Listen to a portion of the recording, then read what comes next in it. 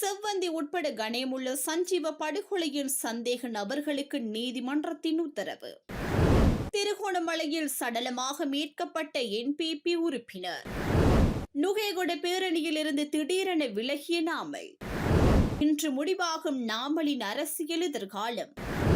சட்டவிரோத கடத்தலின் போது சிக்கிய கெஹல் பத்தர பத்மேவின் லோரி. நுகேகொடை பேரணிக்கு எதிர்ப்பு தெரிவித்து கொழும்பில் ஆர்ப்பாட்டம். ஒருங்கிணைந்த எதிர்க்கட்சிகள் இணைந்து இன்று நுகேகொடையில் ஏற்பாடு செய்திருந்த மாபெரும் மக்கள் குரல் பொது பேரணிக்கு எதிர்ப்பு தெரிவித்து கொழும்பில் ஆர்ப்பாட்டம் ஒன்று முன்னெடுக்கப்பட்டுள்ளது. அதன்படி அரசாங்கத்திற்கு ஆதரவாக சிதம்பரம் கருணாநிதி தலைமையிலான தமது தலைமுறை கட்சி இந்த ஆர்ப்பாட்டத்தை முன்னெடுத்து வருகின்றது. கொழும்பு கோட்டை பிரதான தொடருந்து நிலையத்தின் முன்னால் தற்போது குறித்த ஆர்ப்பாட்டம் இடம்பெற்று வருகின்றது. குறித்த ஆர்ப்பாட்டத்தில் பலர் கலந்து கொண்டிருந்த நிலையில் இனவாத அரசியல் எங்களுக்கு வேண்டாம், தமிழ் தேசிய கீதத்தை தடை செய்த துரோகியே, இனவாதிகளே, ஒளிக ஒளிக என்ற வாசனங்கள் எழுதி பதாதைகளை தாங்கிய வண்ணம் ஆர்ப்பாட்டத்தில் ஈடுபட்டனர். நாமல் ராஜபக்ச தலைமையில் நுகேகொடையில் ஆரம்பித்துள்ள பொது பேரணிக்கு ராஜபக்ச தரப்புக்கு எதிர்ப்பு தெரிவித்து குறித்த போராட்டம் நடைபெற்று வருகின்றமை குறிப்பிடத்தக்கது. கணேமுள்ள சஞ்சீவ கொலை சம்பவம் தொடர்பாக விளக்கமறியலில் வைக்கப்பட்டுள்ள துப்பாக்கிதாரி உள்ளிட்ட சந்தேக நபர்களுக்கு விளக்கமறியல் நீடிக்கப்பட்டுள்ளது. இதன் அடிப்படையில் டிசம்பர் மாதம் 5ஆம் தேதி வரை மீண்டும் விளக்கமறியல் நீடிக்கப்பட்டுள்ளது.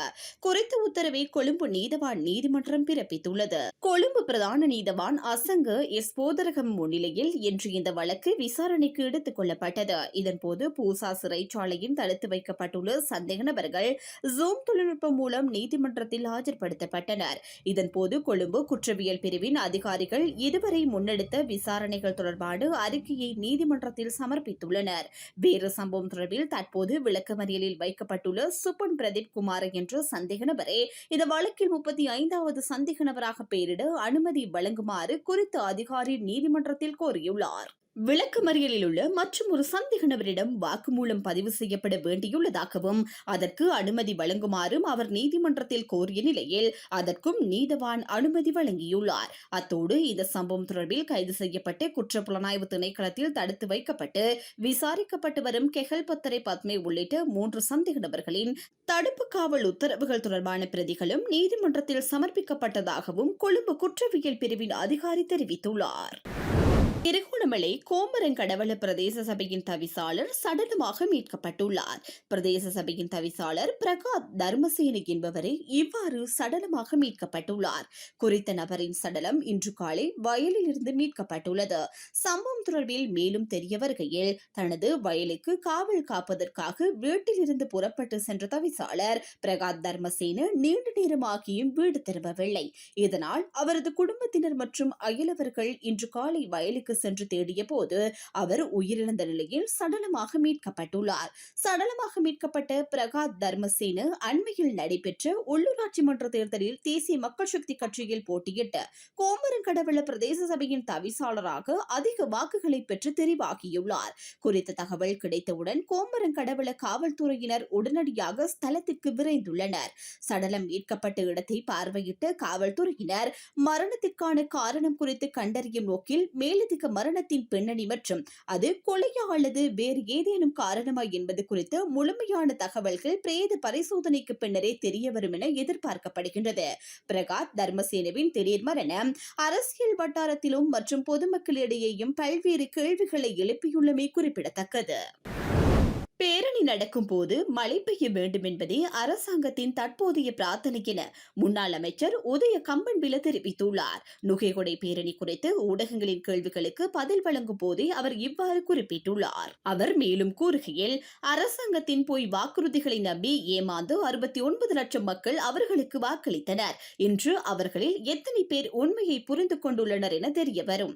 எவ்வாறாயினும் அரசாங்கம் ஆட்சி பொறுப்பை ஏற்று ஒரு வருடத்திற்குள் மக்கள் உண்மையை புரிந்து கொண்டமை எண்ணி நாம் மகிழ்ச்சி அடைகின்றோம். இப்போது அரசாங்க தரப்பினர் வானத்தை பார்த்து மழை வர வேண்டும் என பிரார்த்தனை செய்வதை தாண்டி அவர்களுக்கு வேறு வழியில்லை என தெரிவித்துள்ளார்.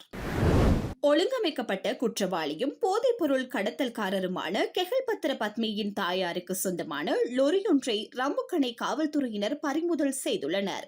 ரம்புக்கணை காவல்துறையினர் மூலம் நேற்று இரவு மேற்கொள்ளப்பட்ட விசேட சோதனை நடவடிக்கையின் போது குறித்த லொரி இவ்வாறு பறிமுதல் செய்யப்பட்டுள்ளது. அதன்படி உரிமமில்லாமல் மணல் கடத்தலில் ஈடுபட்ட போது குறித்த லொரி பறிமுதல் செய்யப்பட்டுள்ளது. உரிமமில்லாமல் மணல் கடத்தியதற்காக லொரியின் ஓட்டுநர் மற்றும் உதவியாளர் கைது செய்யப்பட்டு விசாரணைக்கு உட்படுத்தப்பட்டுள்ளனர். இதன்போது லொரி கம்பஹா பகுதியைச் சேர்ந்த பெண் ஒருவருக்கு சொந்தமானது என தெரிய வந்துள்ளது. ஜெயசிங்கு ஆராய்ச்சிகை மாலினி என்று குறித்த பெண் கெகல்பத்திர பத்மேவின் தாயார் என மேலதிக விசாரணைகளில் தெரிய வந்துள்ளது. இந்த நிலையில் குறித்த சம்பவம் தொடர்பில் காவல்துறையினர் மேலதிக விசாரணைகளை மேற்கொண்டு வருகின்றமை குறிப்பிடத்தக்கது. அரசாங்கத்தின் செயற்பாடுகளுக்கு எதிர்ப்பு தெரிவித்து நாமல் ராஜபக்ச உள்ளிட்ட எதிர்க்கட்சிகள் ஒன்றிணைந்து நடத்தும் மாபெரும் எதிர்ப்பு பேரணி ஆரம்பமாகியுள்ளது. இந்த நிலையில் பேரணியில் கலந்து கொள்வதற்காக வருகை தந்துள்ள பொதுமகன் ஒருவன் ரணிலுக்கு நன்றி என்ற வாசகத்துடனான பதாதையுடன் கலந்து கொண்டுள்ளார். இந்த நிலையில் அங்கு கலந்து கொண்டுள்ள ரணில் ஆதரவாளர்கள் கருத்து தெரிவிக்கும் போது பொருளாதார நெருக்கடிக்கு உள்ளாகி பாரிய பின்னடைவை சந்தித்திருந்த நாட்டினை கட்டி எழுப்பியது ரணில்தான். நாட்டிலிருந்து அனைத்து வரிசைகளையும் இல்லாமல் ஆக்கியது ரணில்தான். எனவே அவருக்கு நன்றி சொல்வது எமது கடமை, அவரே எமது தலைவர் என்று குறிப்பிட்டுள்ளார். இதேவேளை தற்போது வரையில் பேரணியில் கலந்து கொள்வதற்காக பெருமளவான மக்கள் வருகை தந்துள்ளனர். மேலும் பல எதிர்க்கட்சி அரசியல்வாதிகளும் களத்தில் ஒன்று திரண்டுள்ளதுடன் முன்னாள் ஜனாதிபதி மஹிந்த ராஜபக்சவும் கலந்து கொண்டுள்ளமை குறிப்பிடத்தக்கது. கொழும்பில் இன்று அரசு எதிர்ப்பு போராட்டத்தில் கலந்து கொண்டுள்ள மக்கள் தொகை தொடர்பில் கேள்வி நிலவுகின்றது. சமகால அரசாங்கத்தின் செயற்பாடுகள் மீது அதிருப்தி அடைந்திருந்த நிலையில் மக்கள் எதிர்ப்பை வெளிப்படுத்தும் வகையில் இந்த போராட்டத்தை ஸ்ரீலங்கா பொதுஜன பெரமுன ஏற்பாடு செய்துள்ளது. இந்த போராட்டத்திற்கு லட்சக்கணக்கான மக்கள் ஒன்று கூடுவார்கள் என போராட்டத்தினை ஏற்பாடு செய்துள்ள நாடாளுமன்ற உறுப்பினர் நாமல் ராஜபக்ச தெரிவித்துள்ளார். எனினும் குறித்த போராட்டத்திற்கு சில ஆயிரக்கணக்கானவர்களே கலந்து கொள்வார்கள் என அரசு புலனாய்வு தகவல்கள் தெரிவிக்கின்றன. அவ்வாறான எண்ணிக்கையில் மக்கள் ஒன்று கூடினால் இலக்கு வைத்து முன்னெடுக்கப்படும் போராட்டம் தோல்வி அடைந்ததாகவே அமைந்துவிடும் என்பதும் குறிப்பிடத்தக்கது. இலங்கையில் அரசாங்க தாதியர் சேவையில் ஈடுபடுவோர் அணியும் சீருடை தொடர்பில் அரசாங்கம் தனது நிலைப்பாட்டை வெளிப்படுத்தியுள்ளது. தாதியர்களின் சீருடையை மாற்றுவதற்கு எவ்வித தீர்மானங்களும் எடுக்கப்படவில்லை என அறிவிக்கப்பட்டுள்ளதோடு சுகாதார அமைச்சர் டாக்டர் நலிந்த ஜெயதிச இந்த விடயத்தை நாடாளுமன்றத்தில் தெரிவித்துள்ளார். தாதியர்களின் சீருடை மாற்றம் செய்யப்பட வேண்டும் என பல்வேறு தரப்பினர் கடந்த நாட்களில் அரசாங்கத்திடம் கோரிக்கை முன்வைத்திருந்தனர். மத அடையாளங்களை வெளிப்படுத்தும் வகையிலான சீருடைகள் தொடர்பில் கடந்த சில வாரங்களாக வாத பிரதிவாதங்கள் இடம்பெற்று வருகின்றன.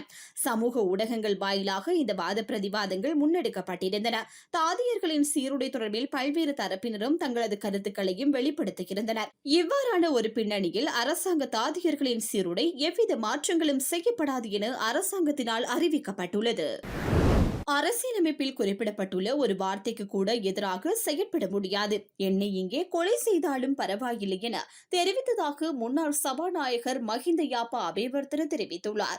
சிரேஷ்ட பேராசிரியர் சுனந்த மதும பண்டார எழுதிய அறகளிலேயே பழைய நூல் வெளியீட்டு நிகழ்வில் உரையாற்றும் போதே இதனை தெரிவித்தார். தொடர்ந்தும் உரையாற்றிய அவர் அறக்கலைய போராட்டத்தில் ஈடுபட்ட குழுவுடன் இணைந்து அரசியல் அமைக்குமாறு கூறினர். நான் முடியாது என்றேன். சட்டத்திற்கு முரணாக எதுவும் செய்ய முடியாது. நீங்கள் என்னை இங்கு கொலை செய்தாலும் பரவாயில்லை, அதற்கும் நான் தயாராகவே இருந்தேன் என குறிப்பிட்டுள்ளார். நுகேகொடையில் பேரணியில் அமர்வதற்கு இருக்கை இல்லாததால் ஐக்கிய தேசிய கட்சியின் பொதுச் செயலாளர் தலதா ஆத்துக்கோரல சிறிது நேரம் அங்கு காத்திருக்க வேண்டிய நிலை ஏற்பட்டுள்ளது. நுகேகொடையில் எலிமகான் ரங்கப்பீடத்தில் இலங்கை பொதுஜன பெரமுன மற்றும் பிற எதிர்க்கட்சிகளின் ஏற்பாட்டில் பாரிய பேரணி ஒன்று இன்று இடம்பெற்று வருகின்றது. இந்த நிலையில் பேரணியில் கலந்து கொள்வதற்காக அங்கு சமூகம் அளித்த தலதா ஆத்துக்கோரலுவுக்கு சிறிது நேரம் எந்த ஒரு ஆசனமும் ஒதுக்கப்படாத நிலையே இருந்தது. இதனையடுத்து அவருக்கு முன்வரிசையில் ஆசனம் ஒன்று ஏற்பாடு செய்யப்பட்டுள்ளது. இதேவேளை சற்று முன்னர் ஆரம்பமான நுகேகொடை பேரணியில் பெருந்திரளான மக்களும் அரசியல் பிரமுகர்களும் கலந்து கொண்டுள்ளமை குறிப்பிடத்தக்கது.